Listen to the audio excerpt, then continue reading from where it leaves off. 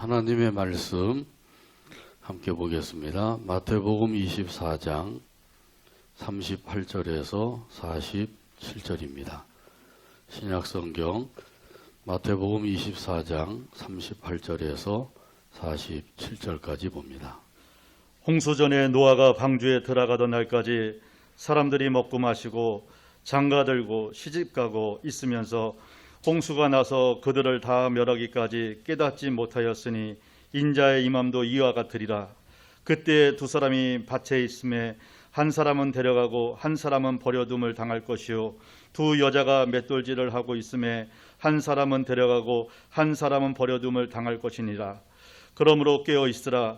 어느 날에 너희 주가 임할는지 너희가 알지 못함이니라. 너희도 아는 바니 만일 집주인이 도둑이 어느 시각에 올 줄을 알았더라면 깨어 있어 그 집을 뚫지 못하게 하였으리라. 그러므로 너희도 준비하고 있으라. 생각하지 않은 때에 인재가 오리라. 충성되고 지혜 있는 종이 되어 주인에게 그 집 사람들을 맡아 때를 따라 양식을 나눠줄 자가 누구냐. 주인이 올 때에 그 종이 이렇게 하는 것을 보면 그 종이 복이 있으리로다. 내가 진실로 너에게 이르노니 주인이 그의 모든 소유를 그에게 맡기리라. 아멘. 은혜 받을 말씀의 제목은 깨어 있으라 입니다. 같이 한번 따라서 하시죠. 깨어 있으라. 예수님이 재림하신다는 약속을 하셨는데 과연 이 약속을 믿는 사람이 얼마나 될까요? 구약 성경에 보게 되면 메시아이신 예수님이 오신다고 하는 약속이 456번이나 나옵니다. 초림에 대한 약속은 456번이 나오는데 이 재림에 대한 약속은 몇 번이나 나올 것 같습니까? 신구약 성경 전체에서 무려 1518번이나 나옵니다. 그러니까 초림 약속의 약속보다 재림 약속이 3배가 넘는 것이죠. 그 3배가 작은 초림 약속도 이루어진 것을 보면 재림 약속도 틀림없이 이루어진다고 하는 사실을 확신할 수가 있는 것이죠. 또한 우리가 믿고 섬기는 하나님은 약속하신 것을 반드시 이루어 주시는 신실하신 하나님이십니다. 이 초림주로 오신 예수님은 초라한 모습으로 오셨어요. 그러나 재림주로 오실 예수님은 영광스러운 모습으로 오십니다. 그러니까 초림 시에는 말 구유에 오셨어요. 그러나 재림 시에는 구름을 타고 오시는 것이죠. 초림 시에는 멸시를 받으셨지만은 재림 시에는 존귀 여김을 받으실 것입니다. 초림 시에는 고난을 받으셨지만 재림 시에는 영광을 받으십니다. 초림 시에는 십자가를 지셨으나 재림 시에는 면류관을 쓰십니다. 초림 시에는 죄인의 모습으로 오셨지만 재림 시에는 왕으로 오십니다. 이 모든 것이 하나님의 신실한 약속이라는 사실이에요. 이 약속을 믿으시기를 바랍니다. 아멘. 이 약속을 믿는 사람은 재림 신앙을 가지고 살 수가 있게 됩니다.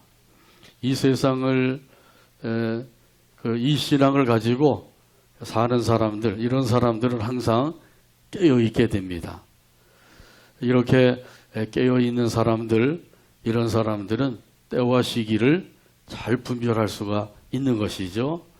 오늘 본문 38절에도 보면 이런 의미에서 말씀을 해주셨습니다. 홍수 전에 노아가 방주에 들어가던 날까지 사람들이 먹고 마시고 장가들고 시집가고 있으면서 아멘. 홍수 때에도 사람들이 깨닫지 못했다고 그랬어요. 그 때와 시기를 분별하지 못하고 있었다고 하는 것이죠. 그 노아가 이렇게 방주를 만들고 그렇게 방주를 만들고 또 방주 안에 들어가기까지 그때까지 사람들은 전혀 하나님의 심판에 대해서 알지 못하고 있었다는 거죠. 하나님께서 세상을 홍수로 심판하신다 이 사실을 믿지 않았던 거예요. 그 홍수 심판을 믿지 않았다는 그 증거가 어떤 것인가요? 오늘 본문에 보게 되면 말씀하죠. 사람들이 먹고 마시고 장가들고 시집가고 있었다. 이렇게 말씀하신 거예요. 이것이 바로 사람들이 그 홍수 심판을 전혀 믿지 않고 있었다고 하는 사실이죠. 이것은 그 당시 사람들이 먹고 마시고 장가들고 시집가는 그 일만을 생각하고 그 일에 힘쓰며 살고 있었다는 사실이죠. 노아가 왜 방주를 만들고 있는지 이 사람들은 전혀 거기에는 신경을 쓰지 않고 있어요. 또 하나님의 심판에 대한 이런 것도 아예 관심이 없는 것이죠. 무관심한 거예요. 지금 사람들이 믿는다고 하면서도 예수님의 재림에 대해서 무관심한 가운데 살고 있는 것과 같은 것이죠. 오로지 먹고 사는 경제 문제에만 신경을 쓰고 있어요. 장가들고 시집가는 이런 세상 즐거움을 추구하며 살고 있는 것이죠. 그러니까 세상적인 것, 육체적인 것, 감각적인 것 이런 것만을 추구하고 살고 있는 것입니다. 이렇게 살다가 보면 그러면 이런 사람들은 욕심에 끌려서 살 수밖에 없어요. 욕심에 끌려 살게 되면 죄와 더불어 먹고 마시며 살 수밖에 없는 겁니다. 하나님께서는 이런 사람들을 바라보시면서 말씀을 하셨어요. 창세기 6장 13절에 말씀합니다. 하나님이 노아에게 이르시되 모든 혈육 있는 자의 포악함이 땅에 가득하므로 그 끝날이 내 앞에 이르렀으니 내가 그들을 땅과 함께 멸하리라. 아멘. 사람들의 포악함이 땅에 가득하였다. 하나님께서 이렇게 말씀하시죠. 여기 포악이라고 하는 말은 사납고 악한 것을 가리켜요. 이런 사람을 가리켜서 포악무도한 인간이라고 그러죠. 말할 수 없이 사납고 악한 인간, 이 포악무도한 인간이에요. 이런 사람들이 이제 그 땅에 가득하게 되었다는 거죠. 인간의 그 행태가 이렇게 악하기 때문에, 사납기 때문에, 포악하기 때문에 하나님께서는 인간을 땅과 함께 멸하시겠다고 작정하셨다는 거예요. 인간의 죄악이 가득 차게 되면 그때 하나님께서 심판하십니다. 출애굽기 17장에 보게 되면 이스라엘 백성들이 루비딤에 있을 때 아말렉군이 공격을 해왔어요. 여호수아가 이끄는 이스라엘 군과 싸우게 되었습니다. 그때 모세가 산에 올라가서 손을 들고 기도했습니다. 근데 기도하다가 보니까 너무 피곤하고 힘들어서 손이 내려오면 아말렉군이 이기게 되고 다시 손이 올라가면 이스라엘 군이 이기게 되고 도저히 이렇게 해서는 싸움이 결말이 안 나게 되는 거죠. 그래서 아론과 훌이 모세 양쪽에서 모세의 손을 붙들어 주었어요. 모세를 그 큰 돌에 앉혀놓고 옆에서 팔을 붙잡아 준 것이죠. 이렇게 하니까 모세의 손이 내려오지 않고 계속해서 손을 들고 기도할 수가 있었던 거예요. 그러니까 이스라엘 백성들이 계속해서 이기고 또 이기고서 결국에는 아말렉군을 쳐서 물리치게 된 것이죠. 그래서 모세가 거기에다가 제단을 쌓고 그 이름을 불렀어요. 뭐라고 불렀죠? 여호와 니시, 여호와 깃발, 여호와 승리, 그런 뜻이에요. 하나님께서 이기게 해주셨다는 거죠. 이스라엘 군이 잘 싸워서가 아니라 하나님께서 이기게 하셨다. 그때 하나님께서 모세에게 말씀하신 것이 있어요. 출애굽기 17장 14절에 있는 말씀입니다. 여호와께서 모세에게 이르시되 이것을 책에 기록하여 기념하게 하고 여호수아의 귀에 외어 들리라. 내가 아말렉을 없이 하여 천하에서 기억도 못하게 하리라. 아멘. 하나님께서 뭐라고 말씀하셨어요? 여기 보면 내가 아말렉을 없이 하여 천하에서 기억도 못하게 하리라. 이렇게 말씀하신 거예요. 온 천하에서 아말렉을 아예 기억도 못하게 하시겠다는 거죠. 그럼 어떻게 하시겠다는 거예요? 완전히 멸하시겠다는 거죠.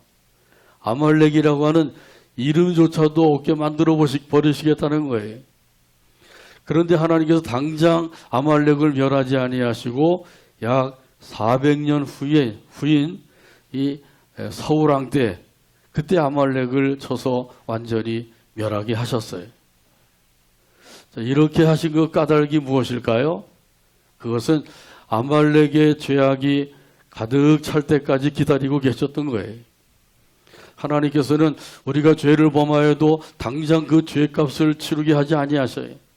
그 죄가 가득 찼다고 여기시면 그때 하나님께서 멸하시고 심판하시고 징계하고 계시는 거죠. 지금 이 세상이 바로 이 아말렉과 같은 그런 그 모습을 닮아가고 있는 것이죠. 자, 그래서 온갖 죄악을 이 땅에 채우고 있는 거예요. 쓰레기통에 쓰레기가 가득 차게 되면 어떻게 돼요? 갖다 버리는 거죠. 그런 것처럼 이 땅에 죄악이 가득 차게 되면 그때 하나님께서 그 죄악을 쓸어버리시기 위해서 심판하시는 거예요. 홍수 심판도 그래서 이루어지게 되었다는 거죠. 이런 것을 보면 이제 하나님께서 이 세상을 심판하실 때가 가까이 왔다고 하는 것을 알 수가 있어요. 다시 예수님이 오실 때에는 이 세상을 홍수로 심판하시는 것이 아니라 불로 심판하신다 그랬죠. 하나님의 약속하신 말씀이에요. 요즘 그 형제복지관에 대해서 뉴스가 한참 나오고 있죠. 그 형제복지관에서 죽어나간 사람이 657명이나 된다 그래요.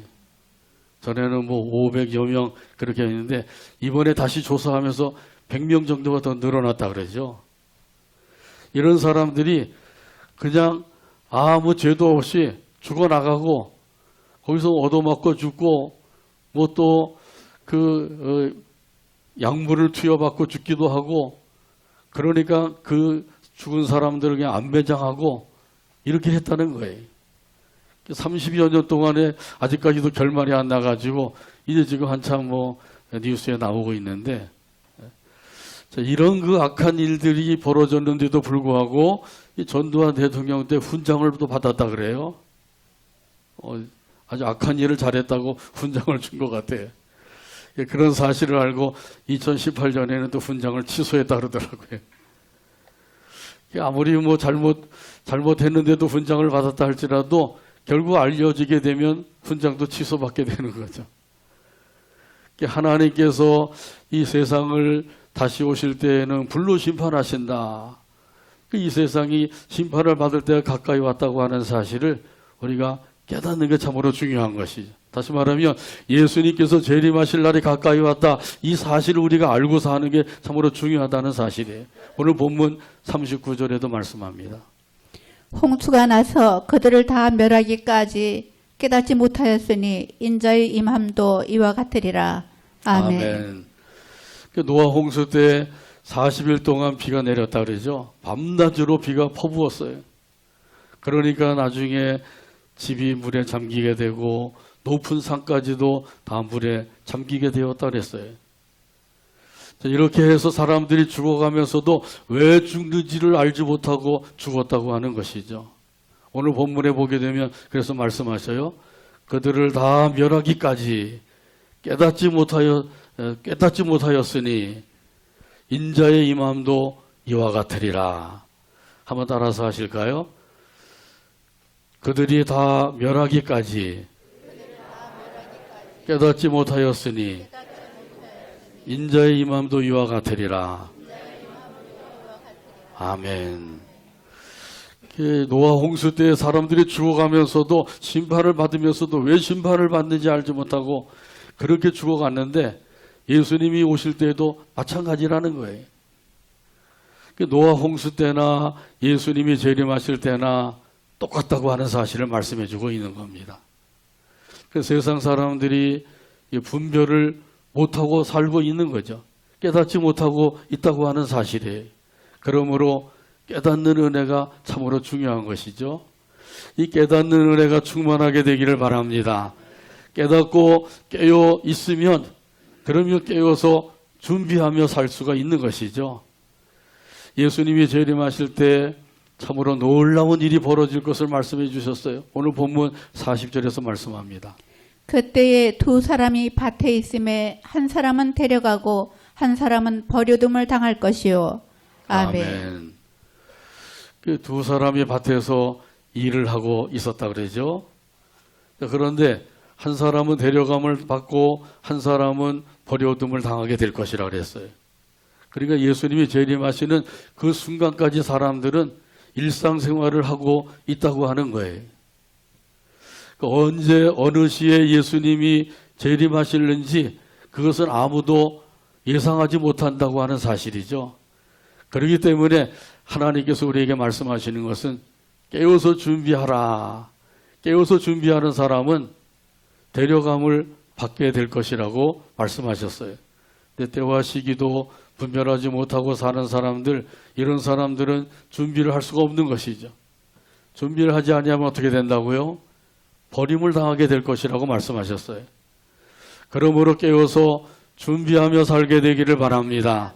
찬송가 180장 3절에 보면 이런 가사가 있어요. 주님 다시 오실 날을 우리할 수 없으니 항상 기도하고 깨어 있어서 기쁨으로 보좌 앞엔 우리 나가서도록 그때까지 참고 기다리겠네. 찬송가 180장 3절 가사를 생각하면서 찬양합니다.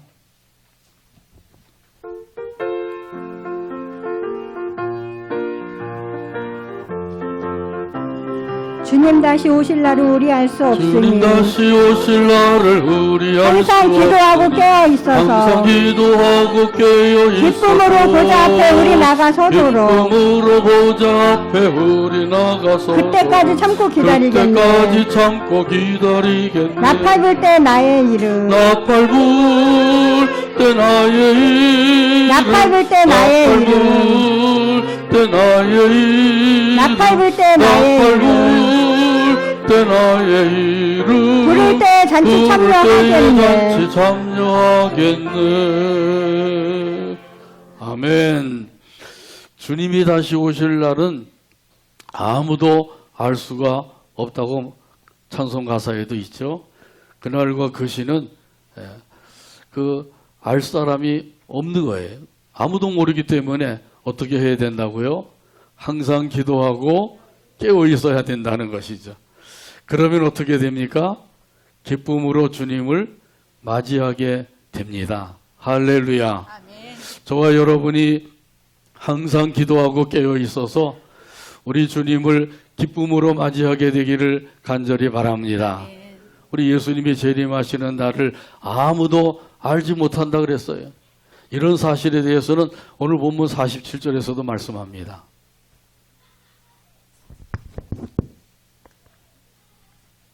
41절. 죄송합니다. 41절입니다. 두 여자가 맷돌질을 하고 있음에 한 사람은 데려가고 한 사람은 버려둠을 당할 것이니라. 아멘.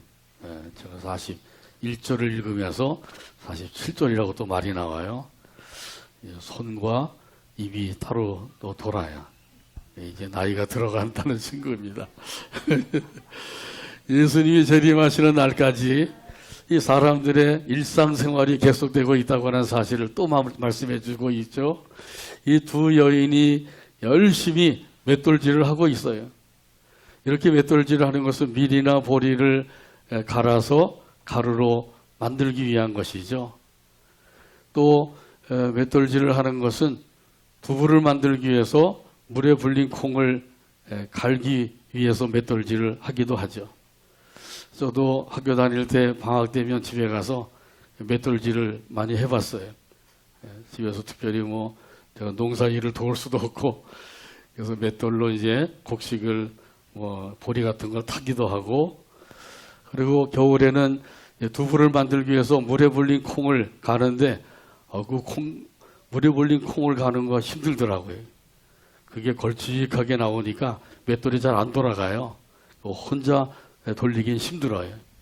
그래서 두 사람이 마주 앉아서 그 맷돌을 같이 돌리게 되죠.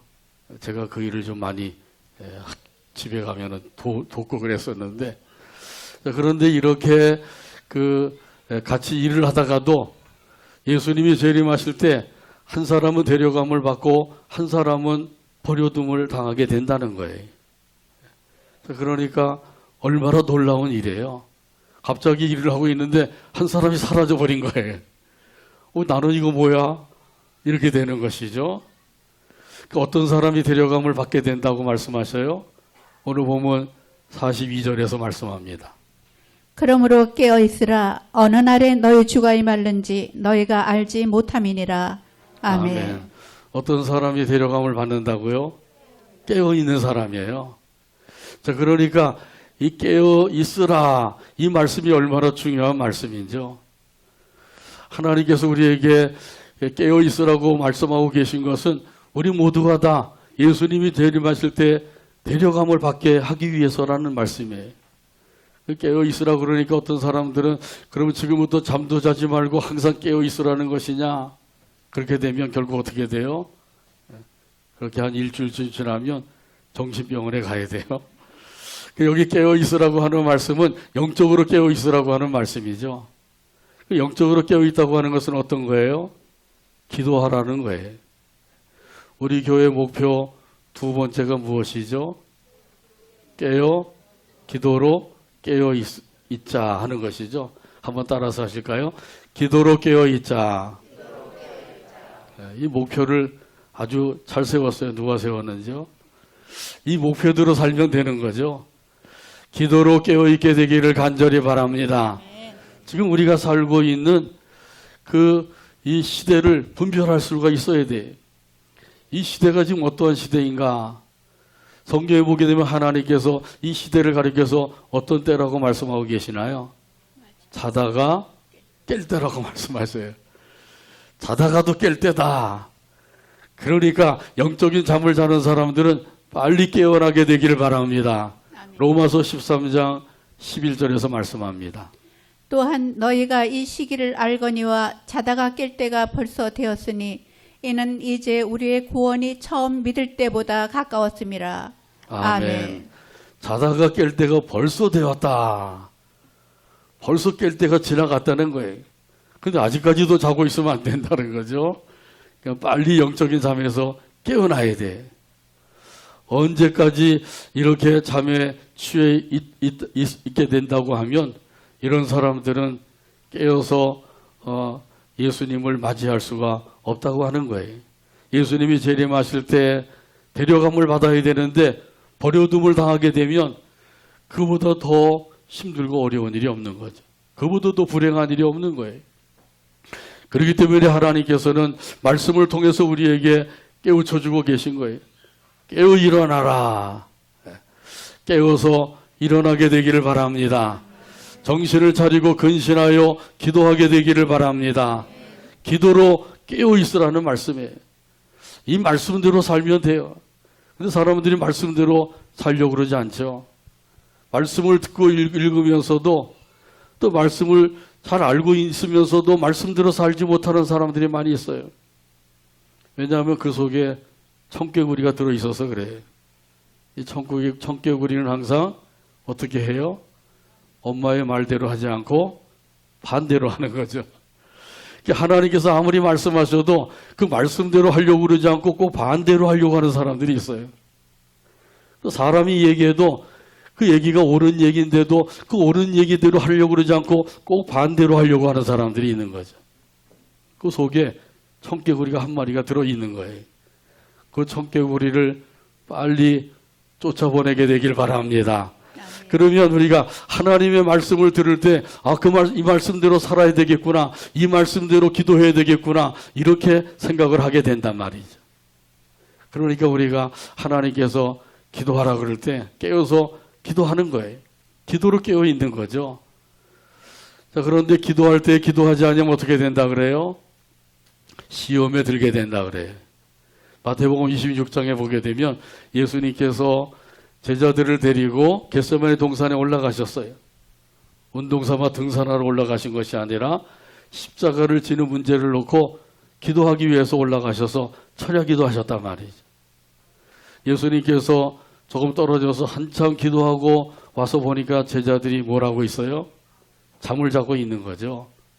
정신없이 잠을 자고 있는 거예요. 이제 하나님의 말씀을 들려주는데도 그 말씀을 듣지 아니하고 정신없이 잠자는 사람도 있죠. 하나님 앞에 와서 힘들게 와가지고 자다가 가면 되겠어요? 말씀을 듣고 은혜 받고 가게 되기를 간절히 바랍니다. 아멘. 이렇게 한참 기도하고 와서 보니까 제자들이 잠만 자고 있는 거예요. 그때 예수님께서 제자들에게 뭐라고 말씀하셨나요? 마태복음 26장 40절에서 41절에 말씀합니다. 제자들에게 오사 그 자는 것을 보시고 베드로에게 말씀하시되 너희가 나와 함께 1시간도 이렇게 깨어 있을 수 없더냐. 시험에 들지 않게 깨어 기도하라. 마음에는 원이로되 육신이 약하도다. 아멘. 시험에 들지 않도록 깨어 기도하라. 아주 예수님께서 제자들에게 하신 중요한 말씀이죠. 이 중요한 말씀이니까 이럴 때는 한번 좀 따라 하시면 좋겠죠. 시험에 들지 않도록 시험에 들지 않도록 깨어 기도하라. 깨어 기도하라. 이 말씀대로 살게 되기를 바랍니다. 아멘. 그러면 절대로 시험에 들지 않아요. 근데 기도해야 될 때 기도 안 하는 사람들이 꼭 시험에 든단 말이죠. 시험에 들어서 그냥 믿음 생활 하느니 마느니 교회 또 나오니 안 나오니 뭐 열심히 또 교회를 섬기다가 섬기지 않느니 섬기느니 뭐 이런단 말이죠. 시험에 들지 않도록 깨어 기도하라. 예수님께서 하신 이 말씀이 얼마나 중요한 말씀이죠. 또 예수님께서 가르쳐 주신 그 기도 가운데도 이런 기도가 있죠. 시험에 들지 않게 하옵소서. 시험에 들지 않게 해달라고 기도하라고 가르쳐 주셨어요. 그러니까 이 기도 항상 우리가 드리면서 시험에 드는 일이 없어야 되죠. 시험에 드는 게 아니라 은혜 충만함을 받게 되기를 바랍니다. 아멘. 예수님 말씀하신 대로 정시기도 드리게 되기를 바랍니다. 무시기도도 드리게 되기를 바랍니다. 항상 기도하게 되기를 바랍니다. 힘써 기도하게 되기를 바랍니다. 아멘. 이렇게만 하면 걱정할 것이 없는 거죠. 그래서 예수님께서 그 깨어서 이 기도해야 된다고 하는 사실을 비유로 말씀해 주셨어요. 오늘 본문 43절에서 말씀합니다. 너희도 아는 바니 만일 집 주인이 도둑이 어느 시각에 올 줄을 알았더라면 깨어 있어 그 집을 뚫지 못하게 하였으리라. 아멘. 자기 집에 도둑놈이 들어올 것을 안다고 하면 어떻게 하겠어요? 문단속 잘하고 그리고 깨어 있겠죠. 그 이스라엘의 그 당시에 이 가옥은 그 벽을 쌓는데 흙벽돌로 쌓든지 아니면 엉성한 나무 벽을 만들어 놓고 양쪽에다가 흙을 발라서 흙벽을 만드는 거예요. 그러니까 도둑놈이 와가지고 그 벽을 뚫기가 쉬운 것이죠. 조금씩 조금씩 갉아내면 그 벽이 뚫어져요. 지금같이 뭐 콘크리트 벽, 또 빨간 벽돌집 뭐 이런 것은 뚫기가 어렵잖아요. 근데 흙벽이고 뭐 흙벽돌이고 하니까 뚫기가 쉽단 말이죠. 깨어있다가 도둑놈이 와서 벽을 뚫는 소리가 들리면 그러면 도둑놈을 쫓아내게 되죠. 어떻게 쫓아내죠? 도둑이야! 소리를 지르는 거죠. 도둑놈 잡아라! 이러면서 소리 지르면 도둑놈이 놀라서 이제 도망가게 되는 거죠. 예수님이 다시 오실 때에는 도둑이 오는 것처럼 그렇게 갑자기 오게 될 것이라고 말씀해 주셨어요. 마태복음 24장 27절에 보면 말씀합니다. 번개가 동편에서 나서 서편까지 번쩍임 같이 인자의 임함도 그러하리라. 아멘. 번개가 번쩍하고 치면 동서남북 사방에서 다 볼 수가 있는 거죠. 이처럼 우리 예수님께서 오실 때에는 세상 모든 사람들이 알게 오신다고 하는 사실이에요. 이 말씀만 우리가 분명히 알고 있어도 미혹을 당하지 않게 되죠. 갑자기 나타나서 내가 그리스도다, 내가 예수다, 내가 재림주다 이렇게 주장하는 사람들이 있죠. 내가 알지 못하는 가운데 와가지고 갑자기 내가 재림주다 이런 사람들은 다 가짜인 거죠. 이런 사람들에게 속을 일이 없는 거예요. 자, 그러므로 말씀으로 무장하게 되기를 간절히 바랍니다. 말씀으로 무장하자. 어디서 많이 들어보셨죠? 자, 그러니까 기도로 깨어있고 말씀으로 무장하는 삶, 이 두 가지만 잘해도 예수님이 재림하실 때 모두 다 데려감을 받아서 주님과 더불어 영원한 하나님의 나라에 들어가서 거기서 영원토록 주님과 더불어 복락을 누리며 살게 되는 줄로 믿습니다. 아멘. 자, 이렇게 하는 것이 예수님의 재림을 준비하는 삶이라는 거예요. 오늘 본문 44절에서 말씀해 주십니다. 이러므로 너희도 준비하고 있으라. 생각하지 않은 때에 인자가 오리라. 아멘. 이 준비해야 된다고 하는 이 사실은 바로 말씀으로 무장해야 된다. 그런 의미예요. 하나님의 말씀을 읽거나 들었으면 그 말씀을 묵상해야 되죠. 묵상이라고 해서 명상이나 사색이나 이런 것을 하는 게 아니에요.